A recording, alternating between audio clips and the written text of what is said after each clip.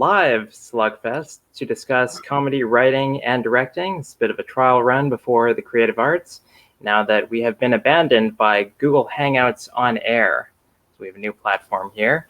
I'm joined, as always, by Luca Giliberti and Zach Laws. And leading the odds in comedy writing is Fleabag. So, Zach, why don't you take us through why this show is suddenly the front runner, even though it was not nominated for its first season, and even at BAFTA, where it was nominated in writing for its first season, it lost. Because it's the hot new show for Emmy voters. I mean, in a lot of ways, it feels like this is sort of a first season run for it, even though it's the second and last. As you said, the first season got a great big 0 from Emmy voters, so it's rather surprising how well Fleabag did. But you have to owe that to the fact that this was a show that everybody was talking about, and that's going to manifest itself in some wins somewhere. Maybe it's going to be in comedy actress for Phoebe Waller-Bridge. Maybe it's going to be in comedy series. But likely it's going to be in a writing win because that's where you honor the hot news show. That's where you honor something like a Master of None, for instance. And so, not for nothing, also, Phoebe Waller-Bridge is, of course, the nominated writer of this, and so it's a way of rewarding her if she's not able to win Best Actress over Julia Louis-Dreyfus or Rachel Brosnahan. So, I mean, I think that's what it is. It is kind of odd that, we're putting all of our eggs into this show that, 3 years ago got absolutely nothing. But then again, that's the Emmys for you. Now, Luca, tell us about how these awards often go hand in hand, but nobody's really taking Fleabag seriously in directing. Why is that?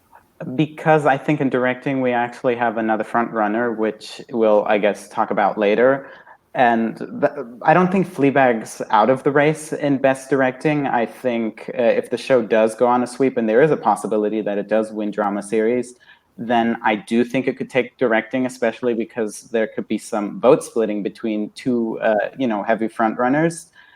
And that's why I think it could definitely still win, as it could also win series. And the reason why I'm predicting it in Best Writing is because Phoebe Waller-Bridge has 4 Emmy nominations this year for starring in Fleabag, for writing Fleabag, producing it, and also producing Killing Eve.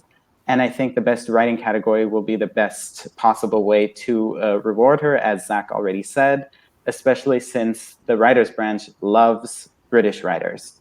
And I don't feel confident. I wouldn't call Phoebe a slam dunk in writing, because I think the series finale of Veep will, pose a threat.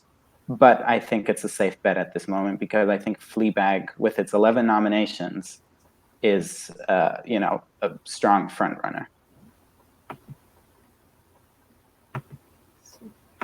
Now, what's remarkable about these races this year is that, we tend to lump these two categories together, writing and directing, because for the last several years, and even in other writing and directing categories this year, we tend to see the same shows nominated. We talked about this when we talked about limited writing and directing, where we had the exact same 5 shows taking up 6 slots in both categories. On the drama side, we've got 4 shows overlapping.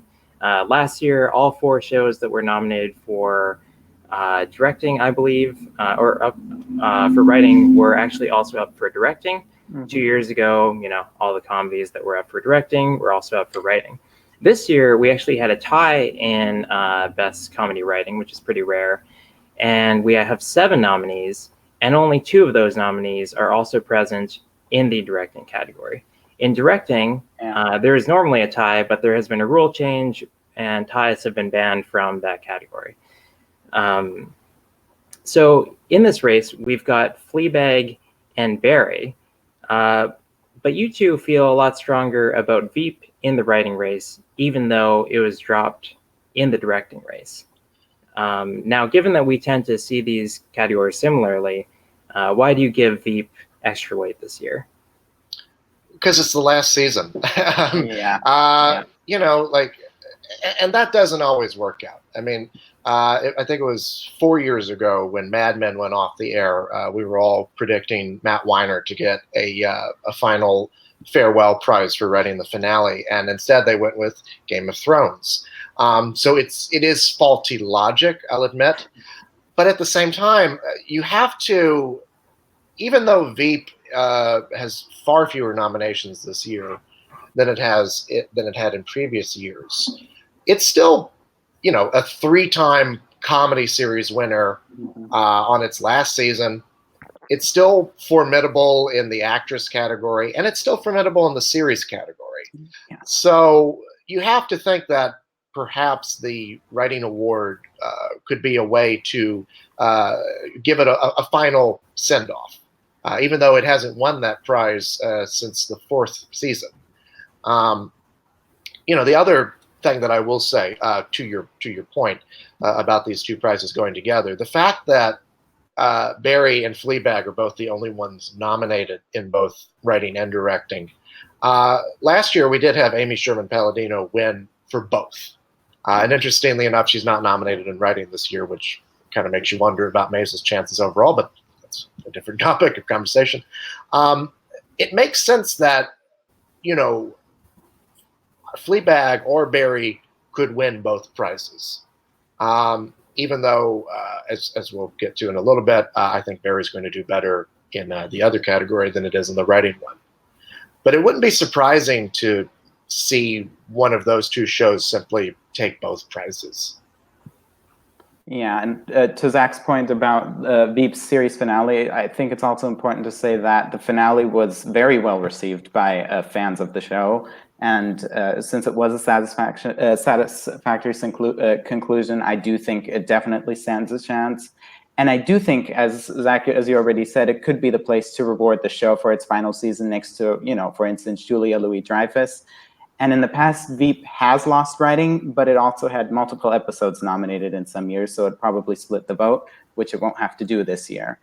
Of course, we also have Barry in this race for the episode Ronnie Lily, or Ronnie/Lily, which is a very popular episode, but I think that one will do better in directing because I think it'll be recognized for the directorial achievement more than it'll be recognized for its script. But I wouldn't count that one out either because Barry, blew up with 17 nominations. It's, incredibly popular. It didn't air too long ago. And Bill Hader and Alec Berg could definitely just take this one as well if the show goes on a big sweep.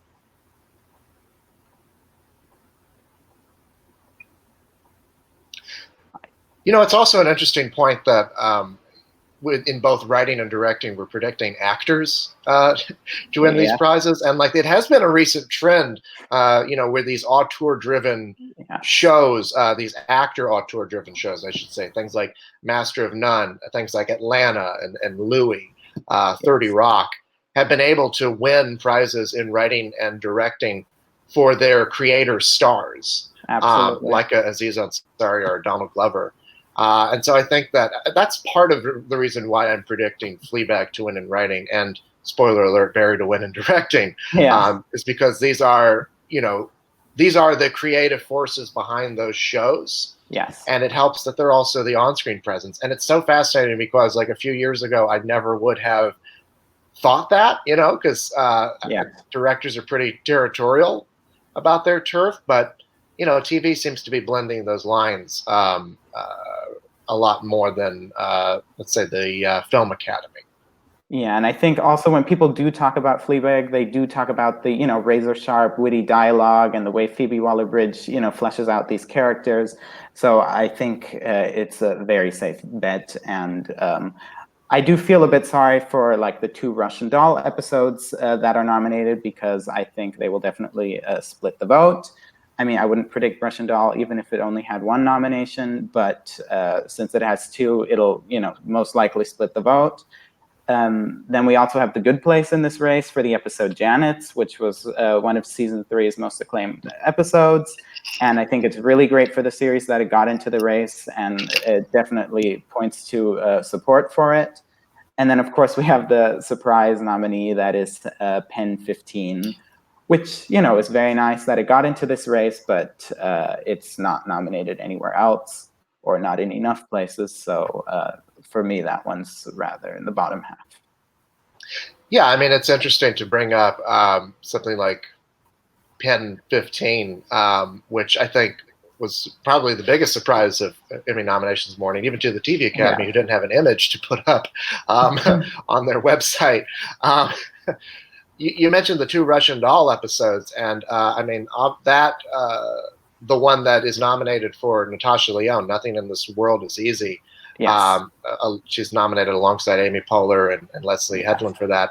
That would be a perfect example of that kind of auteur-driven show, that actor-driven auteur show, to win in a category like this. But I think she's at a disadvantage, not just because of Fleabag and Barry being in the race, but because of that second episode being nominated as well. I don't know if there's enough to differentiate those two. Yeah, exactly. Neither episode really seemed to stand out from the other, which I think is going to hurt it. Absolutely. And I do think we should probably mention that the writers' names aren't actually on the ballot, so people won't know that episode 1 of Fleabag was written by Phoebe Waller-Bridge unless, they know it from somewhere else or it's just in mind. And they won't know that that episode of Russian Doll that you just mentioned was written by Natasha Lyonne, Amy Poehler, and one other writer, I believe. I do think that is something to definitely keep an eye out for in this race. But I think at this point, everyone knows that, for instance, Phoebe Waller-Bridge wrote Fleabag, and that will definitely help her in this case. It really is so interesting that Maisel is not nominated in this category, even though they had a tie, and even though they have things like, 2 Russian Doll episodes and 1 Pen 15 episode. What do you think about that? What do you think about the fact that last year's winner, and a show that is so driven by its witty banter, its dialogue, somehow did not manage to get another writing nomination this year? I am honestly baffled. I don't understand how it didn't get the writing nomination. I believe it only submitted 2 episodes, so I don't even think it could have really split the vote all that much in the nomination phase. So it really surprises me that it's not nominated, especially because of the type of show that Marvelous Mrs. Maisel, The Marvelous Mrs. Maisel is. I mean, some episodes I've heard have over 100 pages of dialogue, and to me, it's crazy that it wasn't able to get in this year. And it really makes me doubt the show's chances in Best Comedy Series because, at the moment, I still have it in the frontrunner position, but that writing snub does give me pause. And I honestly don't know how to interpret it because it did incredibly well in the directing race, which I guess we could talk about now, where the show does have 2 nominations. So do you think it could at least repeat in directing? Or do you think another show will steal that one? To be honest, I think it's hurt by the same thing that we were talking about with Russian Doll, where I don't think either of those episodes has done enough to differentiate themselves from the other. Like, it's interesting because I think that, Amy Sherman-Palladino won last year for directing the pilot, and she was up against another random episode. Yes. This year, oddly enough, leading our odds is the episode that's directed by her husband. We're going to the Catskills. And I think that must be because they can't really tell the difference between those two. I agree. Whereas, in the case of Barry, that has 2 nominations, one for Alec Berg for The Audition and the other for Bill Hader for Ronnie Lilly. Yes. But clearly the episode that was the most talked about was Ronnie Lilly. Yes. And talked about in terms of its direction. So I think that does not have the same problem that Maisel has in that regard.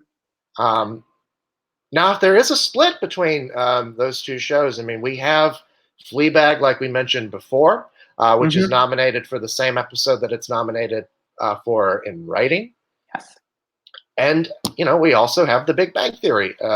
Mark Sandrowski, the guy, most popular TV comedy of the last few years. Had a successful finale. It's been a long time since a multi-camera sitcom has won, so I think that a very long time. I think it hurts its chances. When was the last one? I think we have to go all the way back, something like Frasier. Yes, it's been very, very long. Yeah, I'm looking at it. I've got my two different pages opened up here for writing and directing, and yes, the last one was Frasier in 1997. That's crazy. Yeah, so you have to go back a long time. Yes. Well, at the moment I do have Ronnie Lilly in first place just because of the buzz it created and how it was a water cooler episode, and because I think directors will love Bill Hader, especially since he is nominated in so many categories, and this would be just another race to reward him. But there are few things that worry me about this, and that goes all the way back to last year's Teddy Perkins from Atlanta, which was another very acclaimed episode of the show's second season that was directed by Hiro Murai. I predicted it to win because it had the social relevance, it had the buzz, it had the critical acclaim, yet The Marvelous Mrs. Maisel was still able to win. And that the reason could be vote splitting because Atlanta did have another episode nominated, directed by, the star of the show, Donald Glover. In this case, Barry has two submissions or two nominations in this category, as it also has the audition nominated. So that does worry me a bit. Hi, Riley. Okay. I'm sure everyone's happy to see our faces again. Oh my God. Poor Luca's been sweating over here with the camera on his eyes. Yeah, it's nice you guys seem to have kept the conversation going. Yeah, I guess I won't try to do too many things at once here. Did you have anything? We were talking about directing. Did you have anything you wanted to add about the writing category? Yeah, well, I'll just say about some of the other nominees. I mean, I'm pretty surprised that Pen 15 got in. We all were. I think if you had told me that there was going to be a nominee from Hulu that was a first-year show, I would have said, oh, okay, Rami's getting in. And if not that, then Shrill. But no, it turned out it was the third option, Pen 15. And if you had told me that, comedy written and produced by two female stars who play characters with the same first names as them would get in, I would have said, oh, okay, it's the final season of Broad City. So this nomination is really out of left field. And it's especially damning for The Marvelous Mrs. Maisel, which submitted 2 episodes and did not get either of them in. Meanwhile, Russian Doll submitted 3 episodes, got 2 of them in. And I'm really taking that to mean a lot about the chances of Marvelous Mrs. Maisel in the series race. I think last year, what we saw with The Handmaid's Tale was that it exploded in nominations, but it couldn't get a second directing nomination. So I'm kind of taking these writing snubs to be the equivalent of that this year, where the visibility helps it appear in most categories and get tons of nominations, but there are some cracks somewhere, and this is an important place, and I find that concerning. I'm actually predicting Barry to win both categories, just because, as we talked about in the other Slugfests, in general this year, maybe all years, I'm averse to predicting a split, since I feel like the new system kind of favors voters just merely checking off their favorite show, regardless of the category. So I think we could see Fleabag win 8 awards like Marvelous Mrs. Maisel did last year, and that would include picking up directing.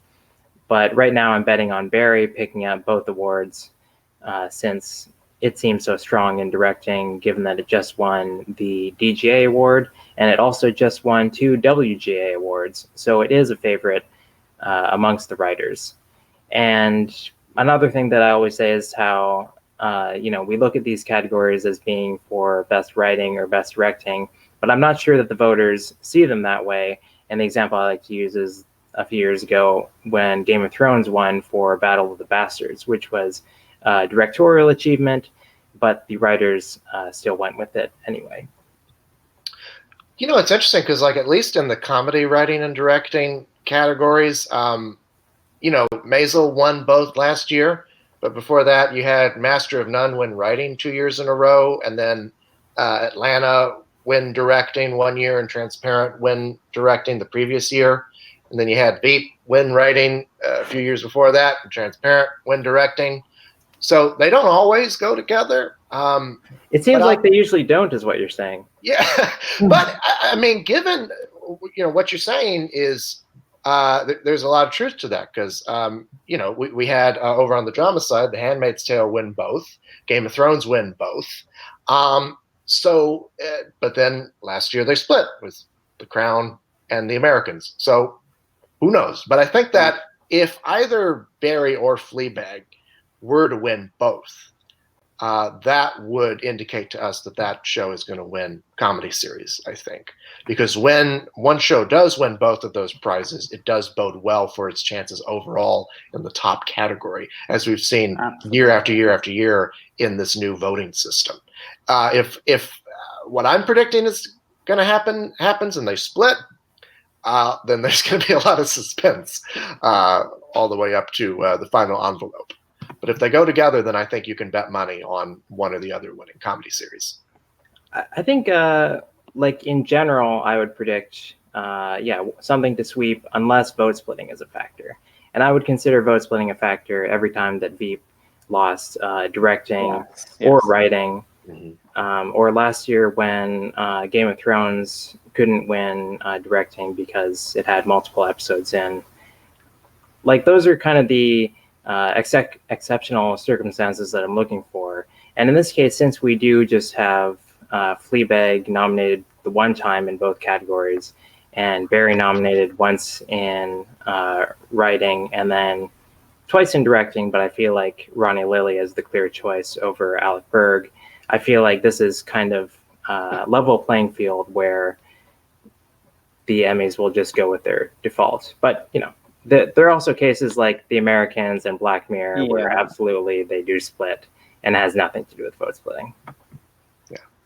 Yeah, like all the drama races last year, which is why I find it very difficult to predict whether a show will sweep or categories will go to different shows, because Game of Thrones was able to win Best Drama Series last year without writing or a directing win, while The Marvelous Mrs. Maisel just swept. So I think it's very difficult to see can sweep. I think to pay attention to is where the buzz it's back, and I think in directing it's Barry, even though, as I had mentioned earlier, there is the Teddy Perkins comparison that does worry me a bit, even though in this case the audition directed by Alec Berg might not pose as much a threat as Donald Glover's episode did last year in the directing race, paving the way for Amy Sherman Palladino to win for The Marvelous Mrs. Maisel.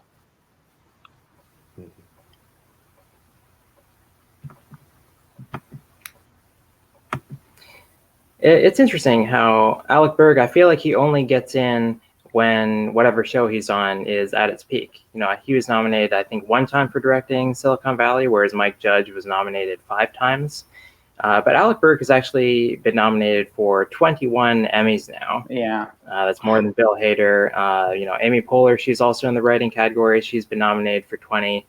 But her co-writer, or the writer of the second episode, A Warm Body, is Alison Silverman, who has been on Late Night for years. And this is actually her 21st nomination that she's racked up. So there are a lot of big names kind of within the industry, I think, in these categories.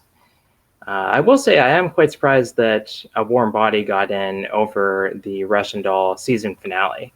And I kind of figured that the Russian Doll season finale would have been in 8th, and there were just a few more people who happened to tick off a second Russian Doll episode. And that makes me wonder, how low Marvelous Mrs. Maisel actually was. Yeah.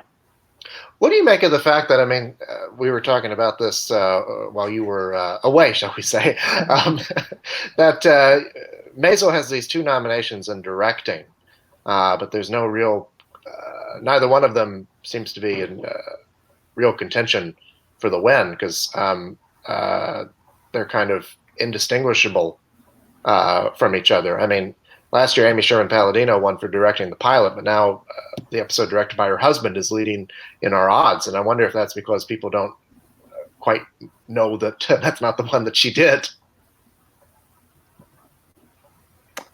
Yeah, I think that Amy Sherman-Palladino's episode is not being taken seriously enough, especially by people like Luca, who are going with the title, because We're Going to the Catskills is a flashier title, and that matters to some extent. But ultimately, I think in the directing categories, as we've seen over the years, with episodes like The Spoils of War last year getting snubbed for Game of Thrones, they care a lot more about their names since the names are actually on the ballots. So I don't think that Danielle Palladino has much of a chance here for the Catskills episode, but I do think Amy Sherman-Palladino can repeat for All Alone, which is the season finale. The reason I'm discounting them is because I don't think The Marvelous Mrs. Maisel is nearly as hot this year, and I feel like that's kind of generally a sentiment, even though you are both predicting it for comedy series. At the moment, I'm